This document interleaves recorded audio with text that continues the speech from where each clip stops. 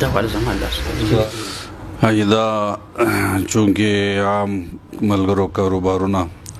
هغې د هغې کمزوري حالات هم دغه دي د دې وجې نه زمونږ مکابر والد صاحب او دارنګې نور بزرګان نه چې کومه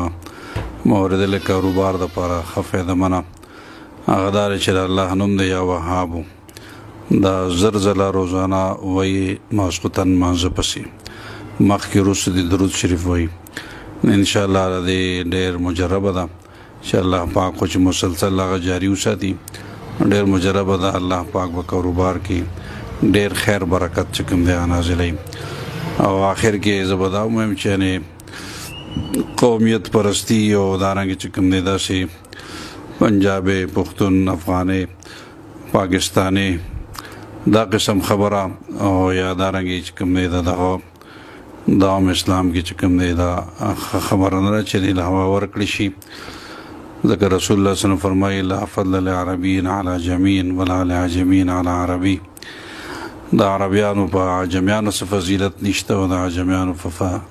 عربیانو فضیلت نشته او ان اکرمکم عند الله اتقاکم زیات معزز سړی هغه دی چې زیات تقوادار دی بس الله وی دا زیات معزز دی نور فضیلت په دې باندې چې د قومیت